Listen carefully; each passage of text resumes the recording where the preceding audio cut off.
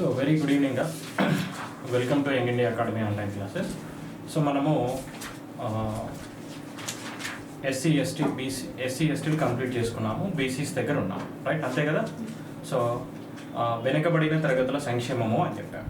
So వెనుకబడిన తరగతుల సంక్షేమము అనేటువంటిది ఎవరి వెనుకబడినటువంటి వర్గాలు, వీళ్ళకు ఉన్నటువంటి అంటే వీళ్ళకి రాజ్యాంగం అందించినటువంటి రాజ్యాంగపరమైనటువంటి హక్కులు ఏంటి, వాటికి సంబంధించినటువంటి అంశాలన్నిటిని గురించి మనము డిస్కస్ చేసేటువంటి ప్రయత్నం చేద్దాం. సో ఆల్రెడీ మనం ఎస్సీ ఎస్టీల గురించి మాట్లాడుకున్నప్పుడు డీటెయిల్గా కాన్స్టిట్యూషనల్ ప్రొవిజన్స్ ఫర్ ఎస్సీస్ అండ్ ఎస్టీస్ అండ్ మనం అక్కడ ఎస్సీ ఎస్టీస్ అండ్ బీసీస్ అని కూడా మాట్లాడుకున్నాం. అంటే రాజ్యాంగంలో ఆయా వర్గాలకు సంబంధించినటువంటి హక్కుల యొక్క ప్రస్తావన అనేటువంటిది ఎక్కడ ఉంది అనేటువంటి అంశాలని మాట్లాడాం, రైట్? సో మరి అలానే ఇక ఓబీసీస్ అంటున్నాం, అవునా? సో షెడ్యూల్డ్ కాస్టులకు సంబంధించి ఎస్సీలు, ఎస్టీలు అండ్ ఓబీసీలు అన్నారు. సో మనకి ఇక్కడ పదం ఎలా వాడాడు? గ్రామీణ సమాజం స్థరీకరణ చెంది ఆధునిక సమాజంలో కులాలు అనేటువంటివి ప్రస్తుతము ఎస్సీ ఎస్టీ బీసీస్ గాను, ఎంబీస్ గాను, ఈడబ్ల్యూఎస్ గాను కనిపిస్తున్నాయి, రైట్?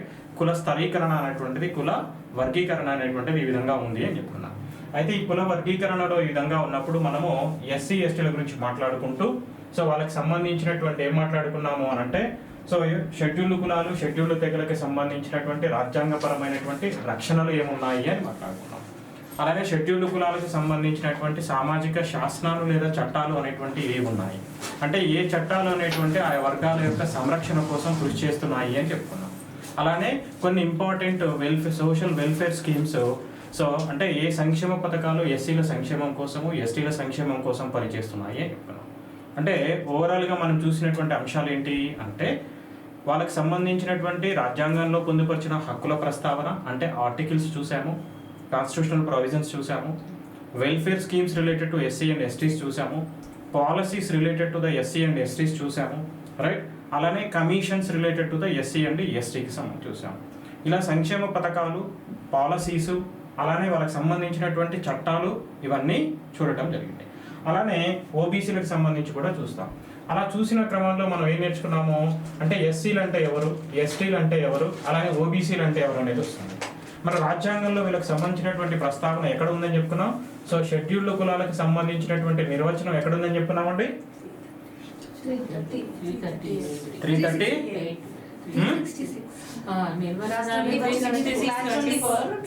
366 సబ్ క్లాస్ 24 లో మనం చెప్పుకున్నాం. Okay, 366 sub class 24, 366 sub class 25 గురించి మాట్లాడుకున్నాం. ఓకేనా? సో అంటే షెడ్యూల్డ్ కులం అది ఏం తెలియజేస్తుంది? షెడ్యూల్డ్ కులాలకు సంబంధించి నిర్వచనాన్ని తెలియజేస్తుంది. షెడ్యూల్డ్ కులాలకు సంబంధించినటువంటి నిర్వచనాన్ని తెలియజేస్తుంది. షెడ్యూల్డ్ కులాలకు సంబంధించినటువంటి నిర్వచనాన్ని తెలియజేస్తుంది. ఏంటిది? ఎస్సీలకు సంబంధించి. అలానే ఎస్టీలు అంటే ఎస్టీలు అనేది ఎలా ఏం చెప్తుందండి? 366(25) అంటే ఇది అంటే సమాజంలో ఈ కులాలు, ఈ వర్గాలు అనేటువంటి వాళ్ళు ఎస్సీలు అని చెప్పడానికి అధికరణ నిర్వచనం ఇచ్చింది. 366(24) అనేది. 366(25) అనేది సమాజంలో ఈ సమూహాలు షెడ్యూల్డ్ తెగలు అని నిర్వచనం ఇచ్చింది. అలానే మరి షెడ్యూల్డ్ కులాలని అంటే షెడ్యూల్డ్ కులాల జాబితా గురించి తెలియజేసేటువంటి అధికరణ ఏంటిది? షెడ్యూల్డ్ కులాల జాబితా గురించి తెలియజేసేటువంటి అధికరణ ఏంటిదండి? 341. ఓపెన్ చేయండి బుక్స్, అప్పుడే మర్చిపోతే ఎట్లా? 340 లేవా? తేలేదా? స్మార్ట్గా 2 పేపర్లు పట్టుకొచ్చినావా వెన్నెలా? బుక్ ఆ పేపర్లో రాసేది ఏంది? బైండింగ్ ముందు స్పైరల్ చేయించుకొని పెట్టుకోండి, ఓకేనా? జాగ్రత్తగా పోతవి, జీవితాంతం ఉపయోగపడతాయి. 341 ఏం చెప్తుందండి? ఎస్సీ జాబితాని ఎవరు ప్రకటించాలి? రాష్ట్రపతి. ఎస్సీ జాబితాని ఎవరు ప్రకటించాలి? రాష్ట్రపతి ప్రకటించాలి అని చెప్తున్నాం, అంతేనా? సో మనకి ఇక్కడ ఎస్ అంటే మనకి ఇక్కడ 341 అనేటువంటిది ఏం చెప్తుంది, షెడ్యూల్డ్ కులాలు షెడ్యూల్డ్ తెగలకు సంబంధించినటువంటి జాబితాని ఏం చేయాలి, ఎవరు జాబితాలో ఒక కులాన్ని చేర్చాలన్నా తొలగించాలన్నా ఎవరికి అధికారం ఉంటుంది, పార్లమెంట్కి అధికారం ఉంటుంది. ప్రకటించేటువంటి అధికారం ఎవరికి ఉంటుంది, 341 ప్రకారం ఎస్సీ జాబితాని ప్రకటించే అధికారం రాష్ట్రపతికి ఉంటుంది. 341 సబ్సెక్షన్ 2 ప్రకారం ఎస్టీ జాబితాని ప్రకటించే అధికారము ప్రెసిడెంట్ కు ఉంటుంది అని చెప్పుకున్నాం. ఎందుకు చెప్పుకుంటున్నాం, అవసరం ఏంది, అయిపోయింది కదా అంటే, సో అంటే ఎస్సీలకు ఎలా ఉంది, ఎస్టీలకు ఏం గుర్తుపెట్టుకోవాలి, ఓబీసీలకు ఏం గుర్తుపెట్టుకోవాలి అనేది చర్చ ఇక్కడ. ఓకే, సో ఇక్కడ మనం ఏమంటున్నాం అంటే షెడ్యూల్డ్ కులాలకు సంబంధించి నిర్వచనము అంటే ఈ యొక్క 366 సబ్ క్లాస్ 24లో నిర్వచనం ఇచ్చారు. ఎస్టీలు అంటే 366 25 అధికరణలో ఎస్టీలకు సంబంధించినటువంటి నిర్వచనం ఇచ్చారు. అదే వాళ్ళకి సంబంధించినటువంటి ప్రస్తావన అంటే 341లో పార్లమెంటులో ఈ ఎస్సీ ఎస్టీలకు సంబంధించినటువంటి వాటిలో ఒక కులాన్ని చేర్చాలన్నా తొలగించాలన్నా పార్లమెంట్కి అధికారం ఉంటుంది అని చెప్పారు. అంటే ఇక్కడ ఎస్సీ ఎస్టీల జాబితాని మనము మార్పులు చేర్పులు చేయాలి అంటే అనేది 341.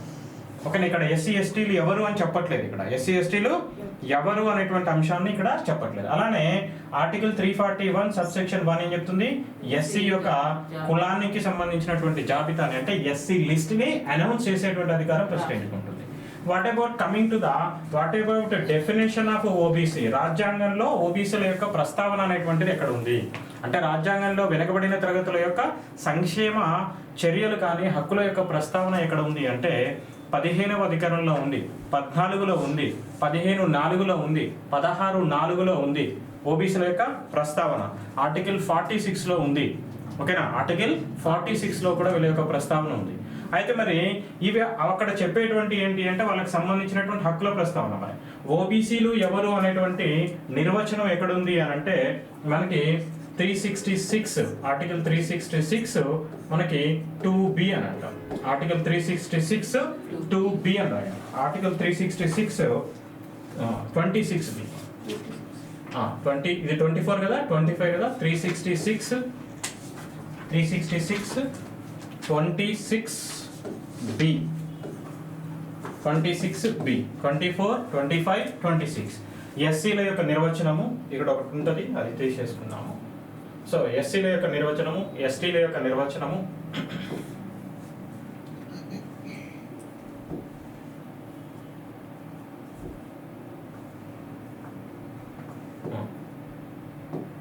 తీసేసాను ఆల్రెడీ. ఓకే, ఎడిట్ చేశానా లేదా. సో మనకి ఎస్సీల యొక్క నిర్వచనము, ఎస్టీలకు సంబంధించినటువంటి నిర్వచనము, అలానే ఓబీసీలకు సంబంధించినటువంటి నిర్వచనం ఎక్కడ ఉంది అంటే రాజ్యాంగంలో ఉంది. రాజ్యాంగంలో అంటే ఇక్కడ మనం తెలుసుకోవాల్సినటువంటి విషయం ఏంటంటే రాజ్యాంగంలో షెడ్యూల్డ్ కులాల యొక్క నిర్వచనం ఉందా అంటే ఉంది. ఎక్కడ ఉంది, 366(24)లో. ఎస్టీల నిర్వచనం ఉందా, ఎవరు ఎస్టీలు అనేటువంటి నిర్వచనం ఉందా, ఉంది, 25లో ఉంది. అలానే ఓబీసీలు అంటే ఎవరు అనేది ఉందా, 366(26)(B)లో వీళ్ళకి సంబంధించినటువంటి ప్రస్తావన అనేటువంటిది రాజ్యాంగంలో ఉంది అని అంటున్నాం. సో అంటే వీళ్ళకి అంటే ఓబీసీల యొక్క నిర్వచనము, ఓబీసీలు ఎవరు అనేటువంటి నిర్వచనం ఎక్కడ ఉందని చెప్తున్నాము, ఆర్టికల్ 366(26)(B)లో ఉంది అని అంటున్నాం. అలానే ఇంకా వీళ్ళ యొక్క ప్రస్తావన అనేటువంటిది ఎక్కడ ఉంది అంటే ప్రత్యక్షంగా వీళ్ళ యొక్క ప్రస్తావన అనేటువంటిది వీళ్ళ యొక్క ప్రస్తావన ఎక్కడ ఉంది, రాజ్యాంగంలోని ఆర్టికల్ 15(4) ప్రకారం ఉంది. రండి పైకి రండి, డోర్ ఫస్ట్ ఫ్లోర్ డోర్ లేదు, జస్ట్ ఇట్లా రండి, ముందు కరెంట్ వచ్చి. ఓకే, ఉక్రెయిన్ మీద బాంబు పడేటప్పుడు పోయినప్పుడు ఓకే, ఆర్టికల్ 15(4) ప్రకారము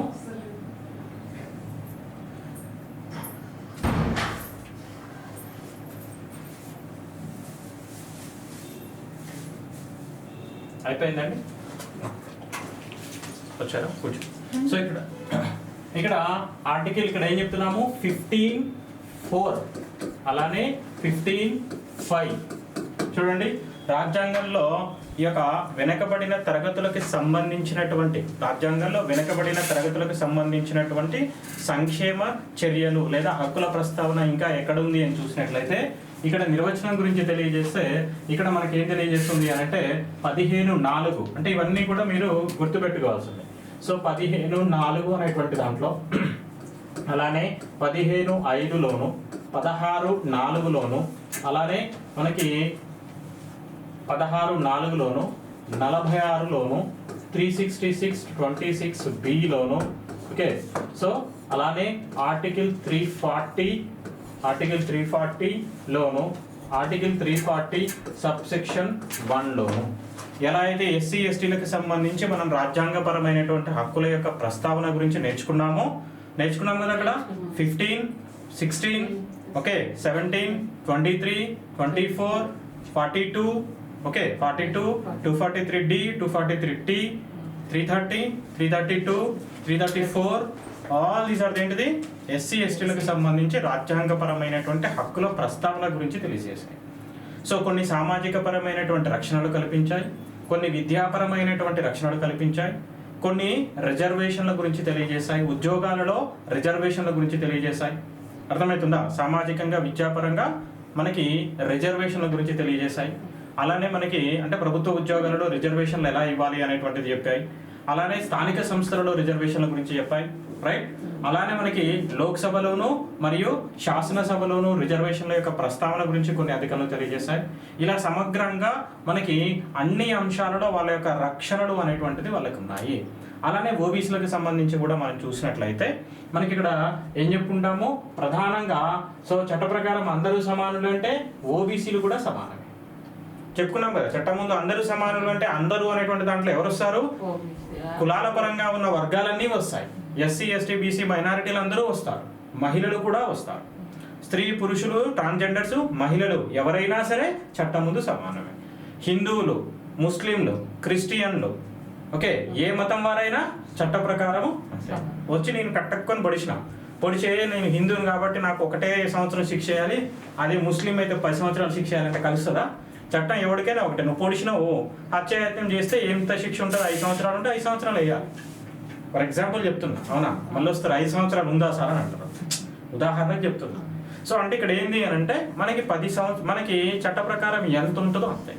అయితే వీటిలో ఏ కులమైనా, ఏ మతమైనా, ఏ వర్గం వారైనా సమానము అని అంటే చట్ట ప్రకారము సమానమైనటువంటి రక్షణను అందిస్తుంది అని అంటే ఓబీసీలకు కూడా సమానమైనటువంటి రక్షణ ఇస్తుంది, మహిళలకి సమానమైనటువంటి రక్షణ ఇస్తుంది, అలానే మైనారిటీలకి సమానమైనటువంటి రక్షణ ఇస్తుంది. ఎవరికైనా సరే చట్ట ప్రకారం సమానమే, ఎక్సెప్ట్ ఇద్దరు తప్పించి. గవర్నర్ కానీ రాష్ట్రపతి కానీ చట్టం ముందు అసమానులు అని అంటాం మనం. These are the 2 personalities are exception, మినహాయింపు ఉంటుంది. డైరెక్ట్గా క్రిమినల్ కేసెస్ పెట్టగలుగుతామా? పెట్టలేము. ఓకేనా? ఎందుకంటే వాళ్ళు మన భారతదేశ ప్రభుత్వాన్ని మొత్తం రాజ్యాంగాన్ని అమలు చేసేటువంటి రాజ్యాంగ అధినేతలుగా ఉన్నారు కాబట్టి, కేంద్రంలో రాజ్యాంగ అధినేత, రాష్ట్రంలో రాజ్యాంగ అధినేత గవర్నర్గా ఉన్నారు కాబట్టి వాళ్ళకి మినహాయింపులు ఇచ్చుకున్నాం. మిగిలిన వారు ఎవరైనా సరే సమానం. మరి చట్టం ముందు సమానమే అని చెప్పినప్పుడు ఇక్కడ సమానం అని చెప్పి మరి అక్కడ మరి ముస్లిం మహిళలకి మనం ఏం చేస్తున్నాము? తలాక్ అని చెప్పేసి చట్ట ప్రకారం వాళ్ళకి ఏముంటుంది? చట్టం అది చెప్పిందా? తలాక్ ఇమ్మని చెప్పిందా? చెప్పలేదు, అవునా? చట్టము హిందూ వివాహ చట్ట ప్రకారము మా అమ్మాయిని పెళ్లి చేసుకుని విడాకులు ఇవ్వమని చెప్పిందా? చట్టం చెప్పిందా? విడాకులు ఇవ్వమని చెప్పిందా? విడాకులు ఇస్తే రక్షణ ఉంటుంది అని చెప్పింది, విడాకులు ఇవ్వమని చెప్పలే. విడాకులు ఇవ్వమని చెప్పలే. మినహాయింపు కండిషన్స్ ఉంటాయి. హెల్తీగా లేనప్పుడు, ఇన్నోసెంట్ అయినప్పుడు, ఇంపార్టెంట్ అయినప్పుడు దట్ ఈస్ డిఫరెంట్ థింగ్, అవునా? వంద్యత్వం ఉన్న పిల్లలు కలగరు అనేటువంటిది కంప్లీట్గా లేదు అని ఒకప్పుడు ఉండే, ఇప్పుడు దానికి కూడా లేదు. కానీ మినహాయింపుల గురించి వద్దు.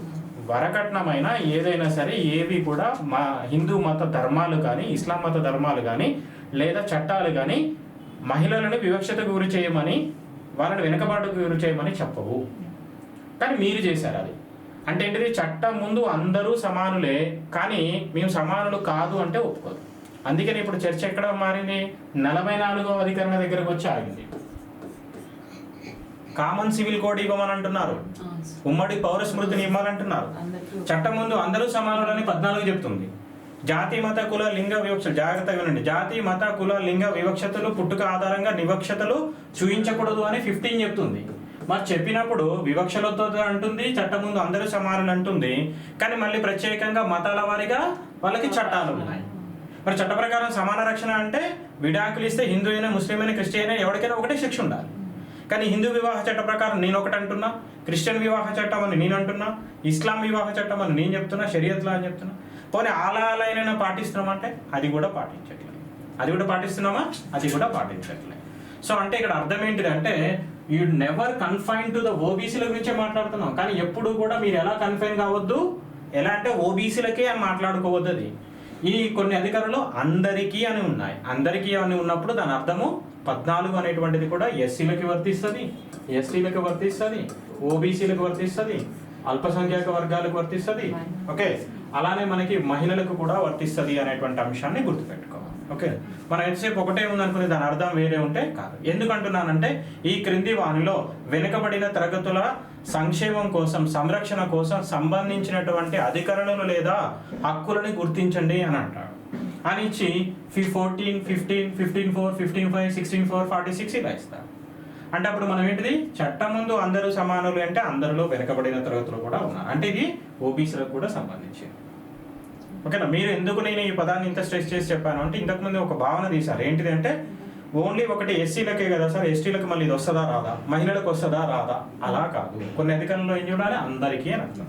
ఓకే, సో అలానే ఇవి అలానే ఇక్కడ అందరికీ రక్షణ అనేది ఉంటుంది. కానీ మనకి ఏం చేసామనంటే సో ఎవరికి వాళ్ళు విడాకులు తీసుకుంటూ చట్ట ప్రకారం రక్షణ అనేది రావట్లేదు. ఏమనంటే ఏమంటున్నాం, మన సాంప్రదాయం అది అని అంటున్నాం. సాంప్రదాయం కూడా అది చెప్పలే, ఇవన్నీ ముచ్చట్లు. హిందూ మతం కానీ ఇస్లాం మతం కానీ విడాకులు ఏమని చెప్పలే, వాళ్ళకి 3-4 పెళ్లి చేసుకోమని చెప్పలే. అంటే ఫస్ట్లో ఉండేది 4 మెంబర్స్ అని. బట్ షరియత్ లా ప్రకారం ఏంటిది అని అంటే మనకి రెస్ట్రిక్షన్ ఉంది. ఓకే, కానీ వీళ్ళు ఏం చేస్తున్నారు, విడాకులు ఇవ్వమని ఎక్కడేం చెప్పిందంటే లేదు, కానీ వీళ్ళు ఇస్తున్నారు. విడాకులు ఇవ్వమని తలాక్ అని వీళ్ళు చెప్తున్నారు, హిందువులు అయితే విడాకులు ఇచ్చేసి చెప్తున్నారు. ఈ రెండు కూడా తప్పే. చట్ట ప్రకారం ఏంటిది, ఎవరికి కూడా విడాకులు ఇవ్వమని ఏ మత గ్రంథాలు కానీ ఏ చట్టాల్లో కానీ చెప్పట్లేదు. కానీ వ్యక్తులు చేస్తున్నారు. చేసేమంటున్నారు, ఈ చట్ట ప్రకారం మాకు రక్షణ ఇవ్వండి, మమ్మల్ని ఎస్కేప్ చేయండి అని అంటున్నారు. అందుకని ఏం చేస్తున్నారంటే ఈ వివాహ చట్టాలన్నీ తీసేసి కామన్ లా భారతీయ విడాకుల చట్టం 1869 ప్రకారం నువ్వు విడాకులు ఇవ్వాలి ఒక మహిళకు, చట్ట ప్రకారం వివాహం చేసుకున్నావు అంటే విడాకులు ఇవ్వాలంటే ఎవరైనా ఒకటే. అర్థమైందా? ఎవరైనా ఒకటే. 25(2)B ప్రకారము దేవాలయాలకి అందరికీ ప్రవేశం ఉంది అంటే అందరికీ వెళ్ళొచ్చు, అందరూ వెళ్ళొచ్చు. మళ్ళీ దీంట్లో పురుషులు, ట్రాన్స్జెండర్లు ఇట్లా ముచ్చట్లు వద్దు. రాజ్యాంగం ఏం చెప్పింది, అందరికీ ప్రవేశం ఉంది. ఓకేనా? సో ఆ భావనని మీరు తీసుకోండి. సో ఇక్కడ ఏమంటున్నాను, సో ఓబీసీలకి కూడా చట్టం ముందు సమాన రక్షణను అందిస్తుంది. ఏది 14. సో 14 అనేది కూడా ఇలా అప్లికబుల్ అవుతుంది అంటున్నాం. అలానే ఈ ఎక్స్ప్లెనేషన్ అంతా ఎక్కడ ఉపయోగపడుతుంది అంటే క్వశ్చన్స్కి మనం ఆప్షన్స్ ఇస్తారు కదా, 1, 2, 3, 4, 5. అక్కడ ఎలిమినేట్ చేసేటప్పుడు ఈ క్రింది వానిలో 1 సరి అనేది, 2 సరి అనేది, 3 సరి అనేది అన్నప్పుడు మనం ఇది చూసుకోవాలి. కానీ క్వశ్చన్ ఓన్లీ ఒకటే అడగడు కదా, ఏమడుగుతున్నాడు, 2, 3 కలిపి అడుగుతున్నాడు. ఇవి వీరందరికీ సంబంధించినవా అని అంటే మనము అక్కడ జాగ్రత్తగా చూసుకోవాలి. Right? So 14 coming to the ఆర్టికల్కి వచ్చేస్తే 14 ఏంటిది, ఓబీసీలకు కూడా చట్ట ప్రకారము సమాన రక్షణని ఇస్తుంది.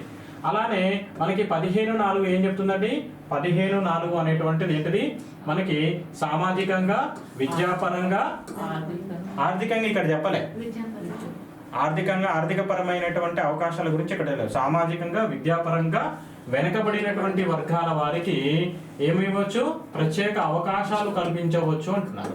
అంటే ఇక్కడ ఏంటిది దాని అర్థము, providing of special provisions for other backward classes అన్నారు. ఏంటిదండి ఇది, providing of other special provisions for, రాస్తాను చూడండి, ప్రొవైడింగ్ ఆఫ్ స్పెషల్ ప్రావిజన్స్, ప్రత్యేక అవకాశాలు అని అర్థం అండి. ప్రత్యేక అవకాశాలు for other backward classes. Other backward classes అంటే ఇక్కడ ఏం తీసుకోవాలి మనము, ఎస్సీ, ఎస్టీ, బీసీలని తీసుకోవాలి. అదర్ బ్యాక్వర్డ్ క్లాసెస్ అంటే జనరల్గా మనం బీసీలు అనుకుంటాం. బీసీలు అంటే అదర్ బ్యాక్వర్డ్ క్లాసెస్ కదా, ఓబీసీస్ కదా. కానీ ఇక్కడ ఎలా తీసుకోవాలి, so providing of special provisions for other backward classes అంటే ఎస్సీ, షెడ్యూల్డ్ కులాలు, షెడ్యూల్డ్ తెగలు, వెనుకబడినటువంటి వర్గాలకి సామాజికంగాను. ఓకే, సో ఎక్కడ special provisions for other backward classes in areas of, ఇంకా కూడా ఉంటుంది ఇది, so in areas of social and educational areas, educational institutions అని అంటున్నారు. అంటే సామాజికంగా, విద్యాపరంగా వెనుకబడినటువంటి వర్గాలకి ప్రత్యేక అవకాశాలు కల్పించమని చెప్తుంది. సో అది 15(4) కూడా, సో ఇది ఎవరికి ఓబీసీలకి కూడా సంబంధించింది అవుతుంది అని చెప్తున్నాను. ఓబీసీలకి సంబంధించి అవుతుంది, అదే ఇక్కడ రాసినటువంటి అంశం. ఓకే, అలానే 15(5) చూస్తాం. 15(5) సామాజికంగా విద్యాపరంగా వెనుకబడిన వర్గాల సంక్షేమం కోసం ప్రైవేట్ విద్యా సంస్థల్లో, ఎయిడెడ్, నాన్ ఎయిడెడ్ సంస్థలలో వెనుకబడిన తరగతులకి ప్రవేశానికి ప్రత్యేక సదుపాయాలు కల్పించవచ్చు. సో ఇక్కడ అంత పెద్దగా చెప్పినా కానీ సింపుల్గా గుర్తుపెట్టుకోవాలంటే ఏంటంటే, ఓబీసీ విద్యార్థులు ఎవరైతే ఉంటారో వాళ్ళకి మనకి విద్యా సంస్థలలో ప్రత్యేకమైనటువంటి రిజర్వేషన్లు కల్పించమని ఏం చెప్తుంది, 15(5) అనేటువంటిది చెప్తుంది. అక్కడ మొత్తం రాసుకున్నాం కదా, దాని అర్థం ఏంటిది అంటే, వెనుకబడినటువంటి తరగతుల వారికి అవి విద్యా సంస్థలలో ప్రత్యేకమైనటువంటి రిజర్వేషన్లు కల్పించమని. ఓకేనా, providing special provisions for OBCs in educational institutions అని దీని అర్థం. ఆ ఎడ్యుకేషనల్ ఇన్స్టిట్యూషన్స్ ఏంటి అట, ప్రైవేట్ కావచ్చు, ఎయిడెడ్ కావచ్చు, నాన్ ఎయిడెడ్ కావచ్చు. అర్థమవుతుందా, ప్రైవేట్ కానీ, ఎయిడెడ్ కానీ, నాన్ ఎయిడెడ్ కానీ వెనుకబడిన తరగతుల వరకు ఈ యొక్క సంస్థలలో ప్రత్యేకమైనటువంటి రిజర్వేషన్లు కల్పించవచ్చు. నేను అన్న పదం రాసుకోండి, అర్థమైందా. సో మనకి ఏంటిది, so providing special provisions for BCs, OBCs in educational institutions, విద్యా సంస్థలలో, మరొకసారి చెప్తున్నా, విద్యా సంస్థలలో వెనుకబడిన తరగతులకి ప్రత్యేక అవకాశాలు కల్పించాలి. మరి ఆ విద్యా సంస్థలు ఏమై ఉండొచ్చు, ప్రైవేట్ అయినా ఉండొచ్చు, ఎయిడెడ్ అయినా ఉండొచ్చు, నాన్ ఎయిడెడ్ అయినా ఉండొచ్చు. సో ఎయిడెడ్ కాలేజీలు, నాన్ ఎయిడెడ్ కాలేజీలు తెలుసు కదా. ఎయిడెడ్ అంటే కొంత గవర్నమెంట్ అసిస్టెన్స్ ఇచ్చింది అనుకో, ఎయిడ్ అంటే ఆ ఫైనాన్షియల్ అసిస్టెన్స్ని కల్పించడం, వాటిని ఏమంటారు, ఎయిడెడ్ కాలేజీలు అంటారు, ఎయిడెడ్ స్కూల్స్ అంటాం. పూర్తిగా గవర్నమెంటే ఫండింగ్ చేస్తే ప్రభుత్వ పాఠశాలలు అంటాం, అవునా. సో ప్రైవేట్ పార్ట్నర్షిప్ లో ఉంటే అది ప్రైవేట్ స్కూల్స్ అని అంటాం. ఓకే, అలానే సో మనకి ప్రభుత్వ సంస్థలు కానీ, ప్రైవేట్ సంస్థలు కానీ, ఎయిడెడ్ సంస్థలలో బీసీలకి కొన్ని రిజర్వేషన్లు, ప్రత్యేక సదుపాయాలు కల్పించవచ్చు. సో దీన్ని ఎలా చేర్చారంటే, 93వ రాజ్యాంగ సవరణ చట్టం 2005లో ఆర్టికల్ 55ని చేర్చడం జరిగింది. ఓకే, 93వ రాజ్యాంగ సవరణ చట్టం మనకి 93rd constitutional amendment act 2005, 93rd constitutional amendment act 2005 ప్రకారం ఏంటిది, విద్యా సంస్థలలో బీసీలకు రిజర్వేషన్. ఎలా గుర్తుపెట్టుకోవాలి, విద్యా సంస్థలలో బీసీలకు రిజర్వేషన్. 14 అంటే ఏంటిది, చట్టం ముందు అందరూ సమానం, ఓబీసీలు కూడా సమానమే. 15(4) ఏం చెప్పింది, సామాజికంగా విద్యాపరంగా ప్రత్యేక అవకాశాలు ఎవరికి, ఎస్సీ, ఎస్టీ, బీసీలకి. ఓకే, అలానే 15(5) ఏం చెప్తుంది, విద్యా సంస్థలలో వెనుకబడినటువంటి వాళ్ళకి రిజర్వేషన్. ఓకే, జాగ్రత్తగా గుర్తుపెట్టుకోవాలి. సో అలానే మీకున్న డౌట్, సార్ మరి ఆర్థిక పరమైనటువంటి రిజర్వేషన్ల యొక్క ప్రస్తావన ఉందా అంటే, మొన్నటి వరకు అయితే లేదు. మొన్నటి వరకు అయితే ఆర్థిక పరంగా రిజర్వేషన్లు ఇవ్వాలనేటువంటిది భారతదేశంలో ఎక్కడా కూడా లేదు, రాజ్యాంగంలో ఎక్కడా కూడా దాని యొక్క ప్రస్తావన లేకుండే. కానీ 15(6) అని వచ్చింది, ఈడబ్ల్యూఎస్ రిజర్వేషన్లు వచ్చాయి. ఆ ఈడబ్ల్యూఎస్ రిజర్వేషన్ల ద్వారా మనకి ఆర్థిక పరమైనటువంటి రిజర్వేషన్లు వచ్చాయి. ఎకనామిక్ బ్యాక్వర్డ్ క్లాస్ అంటే ఆర్థిక వెనకబాటుతనం ఆధారంగా వాళ్ళకి రిజర్వేషన్లు ఇవ్వాలి, అక్కడే పెద్ద సమస్య వచ్చింది. అసలు ఆర్థిక వెనకబాటుతనం ఆధారంగా రిజర్వేషన్లు ఇవ్వచ్చా, అవి చెల్లుతాయా, చెల్లవా అనేటువంటిది చాలా పెద్ద బిగ్ క్వశ్చన్గా ఉంది. కానీ ప్రస్తుతానికైతే ఈడబ్ల్యూఎస్కి సంబంధించినటువంటి రిజర్వేషన్లు, ఎకనామికల్ వీకర్ సెక్షన్స్కి సంబంధించిన రిజర్వేషన్లు చెల్లుబాటు అవుతున్నాయి. ఓకేనా, చెల్లుబాటు అవుతున్నాయి. ఓకే, చెల్లుబాటు అవుతున్నాయి. సో అయితే అవేంటియో తర్వాత చూద్దాం. బట్ ఇక్కడ వెనుకబడిన తరగతులకు సంబంధించి ఎస్సీ, ఎస్టీ, బీసీలకు రిజర్వేషన్లు అనేటువంటివి ఏ ప్రాతిపదికన ఇస్తారు అంటే, ఒకటి సామాజిక వెనుకబాటుతనం, విద్యాపరమైన వెనుకబాటుతనం. అర్థమవుతుందా, సామాజిక వెనుకబాటుతనం, విద్యాపరమైన వెనుకబాటుతనము, అలానే సామాజిక వివక్షతల ఆధారంగా ఇప్పటి వరకు భారతదేశంలో రిజర్వేషన్లు అనేవి అందించారు. సో ఇది ఇంతకుముందు గ్రూప్ 2లో ప్రీవియస్ క్వశ్చన్. భారతదేశంలో రిజర్వేషన్లు ఏ ప్రాతిపదికన అమలు చేస్తారు అని అడుగుతాడు. ఏ ప్రాతిపదికన, సోషల్ బ్యాక్వర్డ్నెస్, సామాజిక వెనుకబాటుతనం, విద్యాపరమైనటువంటి కారణాలు, సామాజిక వివక్షత అనేటువంటి కొన్ని ప్రధానమైనటువంటి కారణాల ఆధారంగా ఇచ్చారు. కానీ మనకి ఆర్థికపరమైన కారణాలు అనేటువంటిది ఇవ్వలేదు. వాటి గురించి చాలా డెప్త్ ఉంటుంది ఇన్ఫర్మేషన్. సరే చూద్దాము వాటిలో. సో ఇక్కడ ఏమన్నాను, 15(4) గుర్తుంది కదా. అలానే 15/5 గుర్తుంది కదా, అది ఎప్పుడు ఎలా చేర్చారు? 93rd కాన్స్టిట్యూషనల్ అమెండ్మెంట్ యాక్ట్ 2005లో మనకి ఇది చేశారు. పై రాజ్యాంగ సవరణ చట్టాన్ని అమలు చేయడం కోసము ఇక్కడ ఇది చాలా ఇంపార్టెంట్ ఏరియా. సో దాన్ని the central educational institutions reservations in admissions యాక్ట్ని రూపొందించింది 2006లో రూపొందించింది.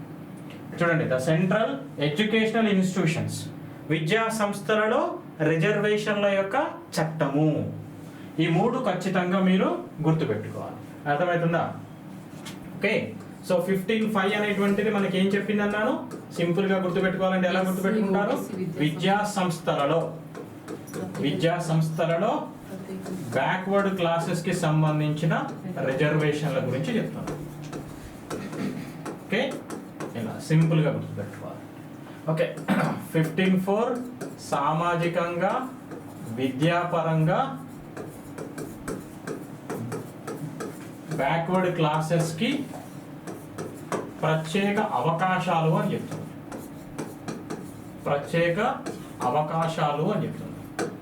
ఎట్టి పరిస్థితుల్లో కన్ఫ్యూజ్ కావద్దు. ఇక్కడ బ్యాక్వర్డ్ క్లాసెస్ అంటే ఎస్సీ, ఎస్టీ, బీసీ. అంటే మీకు అంత పెద్దగా ఉన్నదాన్ని నేను ఈజీగా గుర్తుపెట్టుకునే విధంగా చెప్తున్నాను. ఓకే. సామాజికంగా విద్యాపరంగా వెనుకబడిన తరగతులకి ప్రత్యేక అవకాశాలు కల్పించడం. విద్యా సంస్థలలో అంటే ఇక్కడ ఏమని చెప్పుకోవాలి? విద్యా సంస్థలు అంటే మనకి పబ్లిక్ ఇన్స్టిట్యూషన్స్ కావచ్చు, ప్రైవేట్ కావచ్చు, ఓకే, ఎయిడెడ్ కానీ, ఓకే, అలానే నాన్ ఎయిడెడ్ విద్యా సంస్థలలో బీసీలకు మనకి వెనకబడినటువంటి వర్గాలకి రిజర్వేషన్లు కల్పించాలి. వెనకబడినటువంటి వర్గాలు అయితే ఉన్నాయో వాళ్ళకి రిజర్వేషన్స్ కల్పించాలి. ఇక్కడ ఎడ్యుకేషనల్ ఇన్స్టిట్యూషన్స్లో. అందుకని ఈ చట్టం ఏం చేశారు? దీన్ని అమలు చేయడం కోసం ఏం చట్టం చేశారు? Central educational institutions